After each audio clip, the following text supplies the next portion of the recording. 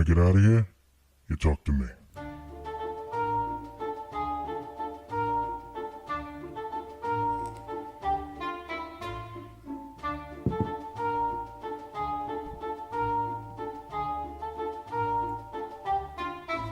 This is weird. Watching, welcome to the show here at Studio 5. Again, you get that nice booming echo, I think. I don't know why. Depth or whatever. Depth of audio. Watching The Road Warrior from 1982 for Vintage Cable Box. Right after I finished listening to watching Mel Gibson. My alarm is going off. Hang on a second.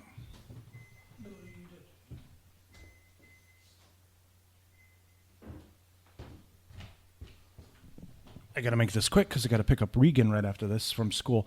It's Friday. Watching Mel Gibson on the Joe Rogan Experience, the podcast, and he wasn't there to talk about his career or anything. It was just a very brief discussion about stem cells. He's apparently an avid supporter of stem cell research because it's supposed to be like this incredible fountain of youth or fountain of healing or whatever. Any problem you might have, stem cells, probably somewhere along the lines of Christopher Reeve in the South Park episode where he turns into frickin' Superman practically, and then they have to get Gene Hackman to defeat him, even though Gene Hackman's an actor. But they're all actors anyway. It's a really crappy pan and scan Warner clamshell that is really messed up because it keeps going to blue every time it's playing. So it's obviously having a lot of issues dealing with this very old tape because I collect Warner clamshells. That's one of my true passions or whatever. Anyway, this episode, it's always weird. Anyway, you're looking at Mel Gibson from 1982, and now you're looking at him today where he looks like an old man with a beard and everything. He's very crabby and everything like men tend to be. This episode is about what I call true income inequality because there's so much been in the press, in the media, politics, politically, actresses bitching about this for some reason. You're paid millions of dollars to play dress up, and you have the nerve to complain about income inequality simply because you're getting a little bit less than the man in the same movie that you're in.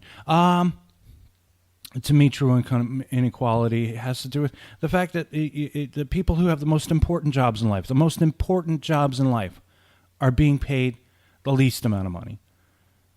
And I've always believed the more important the job, the higher the pay should be. If I were to rate it or rank it in some way, teachers, I'm talking about K through 12. Based on the importance of their job, what are they doing? They're molding young minds. They're educating people. They're sort of filling in the gap for the lazier parents out there who don't want to do anything, or supplementing the knowledge and the education that parents provide their children. So whatever they're doing, it should be considered. It should have that level of importance. So I always thought teaching should be the highest paid profession. And I'm talking about K through 12. I'm talking about public school or private school. If you want to get the government in on this to make money as they like to do and keep themselves relevant to the conversation, you would have the government in there to make sure all teachers across the line, based on the grades, I would say, are paid, not only adequately, but more than adequately, like an incredibly comfortable lifestyle. Like if you, and also it would encourage people to become teachers, wouldn't it? I mean, like students, children would be like, I want to be a teacher. They make a lot of money. They get a lot of benefits. They get like a really nice pension that helps them through the later years or whatever. So, how would you feel if a teacher was being paid $1 million a year? But then they try to gild people. It's like, well, it's not really about making money. It's about shaping young minds, and you shouldn't feel that you're just going to make a lot of money. Meanwhile, of course. So on that scale, let's say teachers should be paid more, right? Who should be paid the least? Well, my answer is, it wouldn't surprise people who listen to this podcast if they do. But entertainers should be the lowest paid profession. The buskers, the court jesters, that's what they were back in those days. They were, there's a great bit in Woody Allen's movie, Everything You Always Want to Know About Sex, where he plays a court jester, right? And he he's like, he comes across as a really kind of low rent Bob Hope with stupid hat, and he's got like a little scepter with his own picture on it. The court jester and everything. And the king, Anthony Quayle, I think it is, who plays the king, married to beautiful Lynn Redgrave, who Woody Allen tries to get into her skirts later. Well, he manages to successfully, I think, by giving her an aphrodisiac. He says, "I still don't think he's funny." And the thing is, I mean, like, if you weren't good, you got your head chopped off, right? Then let's move forward a few hundred or a few thousand years, and you got buskers on the streets, vaudevillian entertainers or whatever, earning hand to mouth, really, because that was for a long time considered not the most important thing you could possibly be doing. Yeah, it's great to entertain people, especially in times of whoa, where everybody's out on the street going whoa, whoa. So capitalism at its core, while providing a lot for many, many people, has kind of destroyed commerce in a way, because it elevates certain people to certain jobs that really aren't important, making more money than everyone else who might be doing. Garbage men, for crying out loud, Garbage men have a very important job. They should be paid insanely well. Plumbers, electricians, people with basic skills that you're going to need, I don't need a stand-up comedian in my house when my kitchen sink is leaking. I need somebody with skills. There was a guy who came in. We had a leak in our kitchen sink. This guy comes in. He figures it out. I mean, like, within an hour. And not only does he fix the leak, he improves my water pressure, for crying out loud. We had the shittiest water pressure on the block, probably in the borough. It was so bad luckily we have a dishwasher. So we run the dishwasher. Now that I have really good water pressure, I don't need to run that dishwasher so much.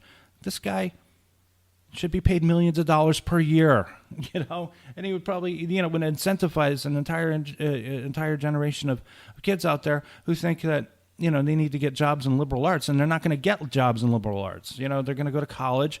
They're going to run up $200,000 student loan bill with ridiculous interest over a very long period of time, and they're not going to find any job based on the liberal arts degree. I don't really understand. Especially when it comes to creative enterprise and art. Art is more instinctive. It's not, who the fuck goes to art school?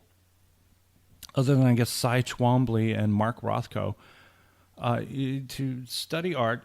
What are you paying for? What are you paying the $40 million for? You're paying for the guy's stupid education. I think my wife said that to me, right?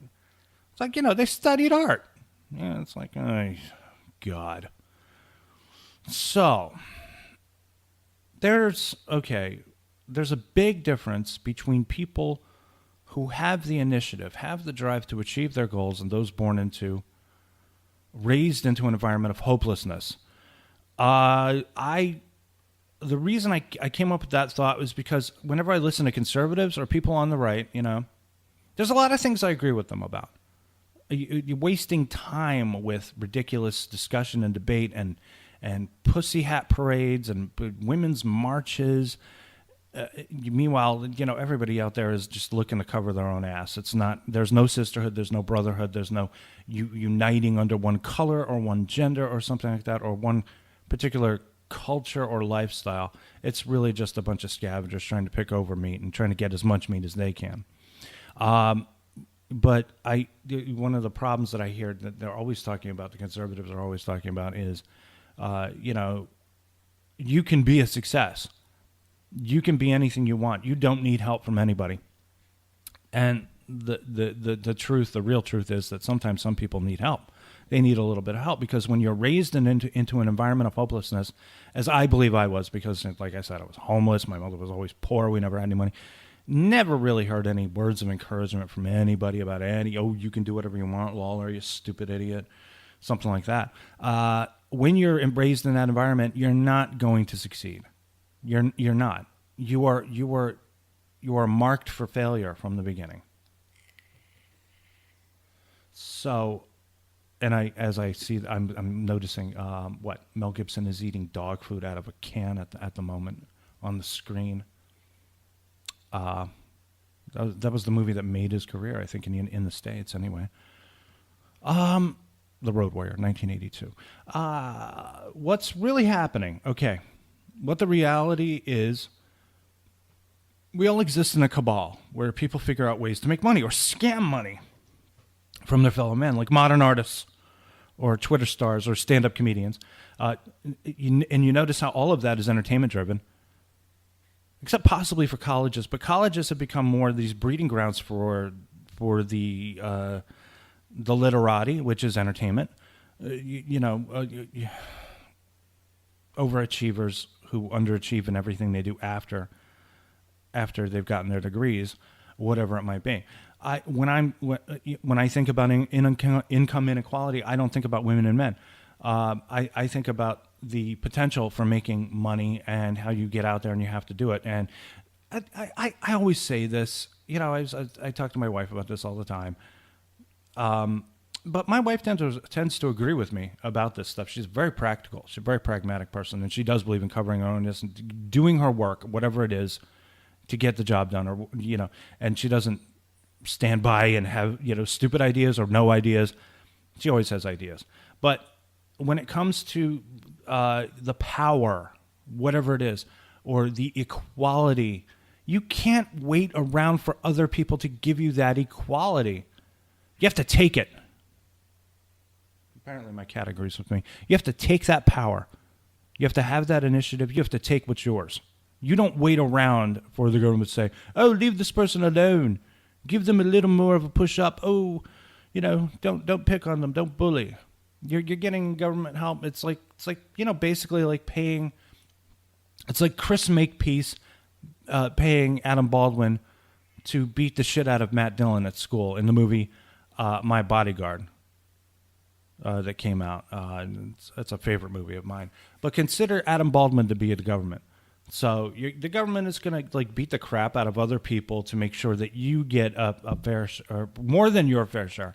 What you want is, I don't really think that the groups out there that feel that they are treated in an unequitable way really want equality. I think what they want is dominion. They want power.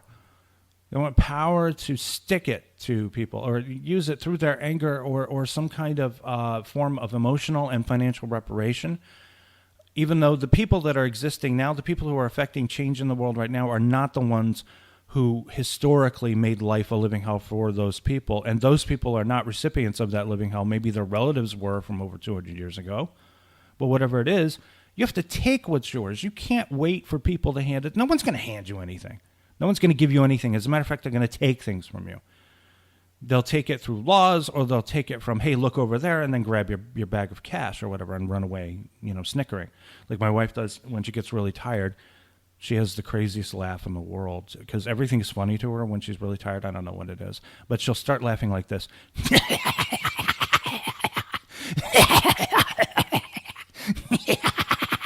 It doesn't really sound anything like her voice. She has a very eloquent voice. She took some speech classes or something, from what I understand. Flat Midwestern accent. She don't sound like redneck, and she don't sound like she's from the Bronx, Hey, what the fuck are you doing over there? All right, now I want to complain about Jennifer Lawrence, an actress I've always found creepy. I've always found her creepy. She's very young. She got very famous very quickly, and she did not speak up when Harvey Weinstein was accused of sexually assaulting and raping many, many people. In fact, she was an actress who sat on his lap. Ooh. Ooh. Ooh, that makes me... Ooh. Ew. Ew. Ew. So, Jennifer Lawrence, right, actress, whose performance as Katniss Everdeen helped the Hunger Games, I don't know, I don't know where they're getting that from, helped the Hunger Games gross $683.8 million worldwide. Helped her performance, her performance is, I don't give less than a rat's ass who's playing that part. What helped the success of the Hunger Games and this franchise that's popped up almost literally overnight was the books. It was a book thing. I mean, obviously, and then the books, you use the books to kind of promote, and you're spending a lot less money promoting when you're using a book as a springboard for an enormous, and also science fiction. It's for young adults. It's obviously, somebody said, hey, Harry Potter, we got to find, sorry, knocked the keyboard there. We got to find another Harry Potter. We got to keep this scam up with the young adults and have them go to movies. It's got a major raise for the sequel. I don't even know what the name of the scene. And when the Sony email hack came out, I think that was maybe 2 years ago. I'm not really sure. There was a Sony email hack. Everybody suspected North Korea. I don't know why.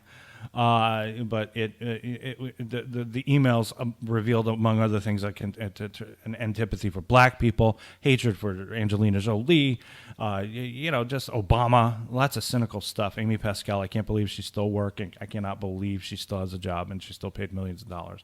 But she's working. She produced a movie with Steven Spielberg that just came out called The Post. Anyway, and some of the things she said were, whoa.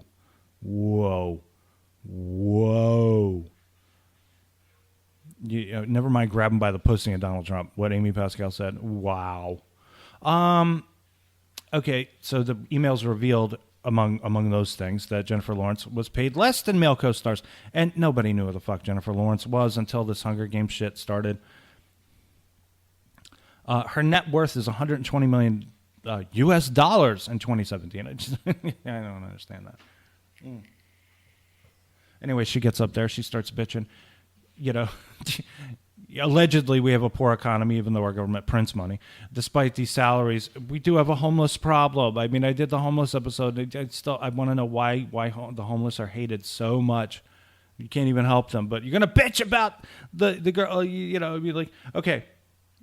There was a movie that came out last year. Passengers, I think. It was by all accounts, doesn't look like a great movie. Science fiction again. Big budget again. Weird story. It's an interesting story. It looks like an interesting story. I think it's a sleeper ship. I wrote a story about a sleeper ship. I think it was called RF. All these, it's like a population of people all sleeping, right? Except for this one guy played by Chris Pratt, and I guess he's in love with this chick who's sleeping there, Jennifer Lawrence or whatever. So he wakes her up. I don't know. He lies to her about why she's up or something, and then they proceed to spend a lot of time together and I guess fall in love and whatever else. I don't know. Real science fiction romance. What are you going to do? Anyway, Passengers. Jennifer Lawrence was paid $20 million to be in this movie, or about 20% of the budget. Well, it'd be 20%, 20 million, 20%. So what? The budget was $100 million, maybe. Okay. Chris Pratt, who is a star, a big movie star in his own right. He's in the Guardians of the Galaxy movies. He's in Jurassic Park sequels that are out. He was paid $12 million. This is Hollywood's idea of income equality, is that apparently Jennifer Lawrence, being so hot and everything, gets hot. She gets $20 million. And poor Chris Pratt, $12 million. I forget who he was married to. He was married to Anna Faris, if they're still married. I always get him confused with Dax Shepard and Kristen Bell, because it's all just a bunch of people that kind of run together anyway. I mean, I know who all of these people are, and I remember Chris Pratt when he was a nothing. He was a nobody. He was on the show on the WB called Everwood, I believe, with Treat Williams and the kid from Small Soldiers, and I forget his name, Gregory Smith or something, I think, and a few other people that were in it. It was actually a good show for a while. We were watching it, and I remember watching it. I remember getting all invested in the characters. But the one guy we always came back to, and we always remembered, was Bright Abbott, played by Chris Pratt. He was great. He had great screen presence, and obviously this kid was going to be a huge success. And then he winds up on the Office spinoff Parks and Recreation, in this on-again, off-again relationship with the Rashida Jones character, I believe. He's kind of good-natured, boyish, slightly dim, naive, innocent kind of a dude, and he's great screen presence. So he became a big star because of that, and he's in a lot of great franchise hits that are making money. Jennifer Lawrence is in the Hunger Games. I understand they punish Pratt by and try to make a point by paying him $12 million. which is still nothing to sneeze at. And they give Jennifer Lawrence $20 million. Now, this is income inequality for me because celebrities should not be earning this kind of money. I know everybody thinks we do fly by night. Even my wife defends the practice. Because she says, and she's an actress herself, she says fortunes turn on a dime in Hollywood. So you might be getting $12 million for that one role, and that's what everybody wants. That's what everybody wants, getting into celebrity and becoming stars. But you might get nothing the next time based on box office receipts. You're never going to work again if you are blamed for a movie. So to her, it's a very risky proposition being a paid actor. It's possible, I suppose, but my issue is that you can live on that money forever. I'd say if you get that $20 million payday, then do everything else in your life for free. There's no reason for you to continue to make more and more money. Everybody wants to make more and more money. Something Adam Carolla said last night on his podcast with Dr. Drew. He says it wasn't Adam Carolla. It was Gene Simmons talking to Eddie Trunk, for his radio show. And he says, you'll never hear anybody say, oh, I make enough money. I've made enough money. I don't need to make any more money. No, people always want to make more money, no matter what. I don't know why. Money is that level. But $20 million or $12 million or these figures that are thrown out, that mean nothing to me because I can't imagine it. Like Harlan Ellison, when I think of money, that I imagine a big nickel, an enormous nickel that probably fills up the entire space of your dining room or something like that. But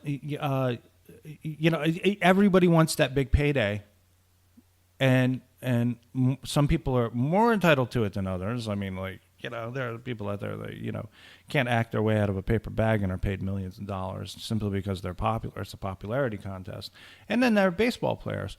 The baseball player is working up through his rookie years into a nice paid position on the field, and then they become a free agent, and then their agent, they seek up agency with somebody like Scott Boras or something like that, who gets you like $150, $200 million, like A-Rod, Barry Bonds, shit like that.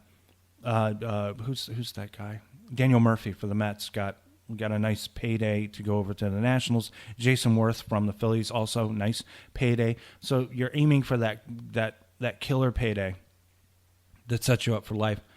And the funny thing about it is what you're being paid for is your past work. You're not being paid for your future work. And professional athletes, very rarely get better as the years go by. As the years go by, they tend to have a harder time staying in good shape. They lose a lot of their muscle mass with age. They're not going to be as good. So it's strange. You're being paid based on your previous work, not on anything you can bring to the table into the future. And that's the same with movie stars, entertainers, people like that. There are those who thrive off the restriction. Maybe sometimes there are creative people who do improve with age. Conan O'Brien, for one, never really thought he was the shit when he was younger. As he got older, he developed a certain charm from because of wisdom of age and all that stuff. So there are some people, and he was paid, but he was punished unfairly after he was given the Tonight Show slot, and then Jay Leno protested. So TBS picked him up. NBC had to pay him because they got penalized, which is good. They should. He totally deserved that money for having to deal with that. But I hope he kind of took that, reinvested it. He has ownership of his own show on TBS. They give him a lot of freedom and power. So because of that, he's a much funnier dude there. Stay away from networks, dude. Totally stay away. I don't know what else to say except that those jobs that mean something, the ones that are going to teach you valuable lessons in life as you grow up are the ones that should be the most important jobs, the highest paid professions, teachers. I'm not sure about doctors. Doctors are paid already very well, but then they also have, it's a college scam out there, medical school. You are in hoc for like the rest of your life if you don't get into a nice practice. You get out of a fellowship, and we're talking like $500,000 going up into $1 million with interest and all that. It's pretty tough, but we need doctors. There's one thing we don't need is lawyers. What do we need? Litigators or something, people looking over contracts. Oh, it says here and you're supposed to do that, taxes and all that stuff perhaps. But we could do with a few less lawyers in life, I think. But that's never going to happen. What else can I say? I can't really say anything more because I've got to go pick up my daughter, and I've got to watch this Road Warrior, and the dude with the mohawk, he lost his lover there, got killed by the razor sharp boomerang. How about that? Anyway, you want to get out of here? You talk to me. Good night.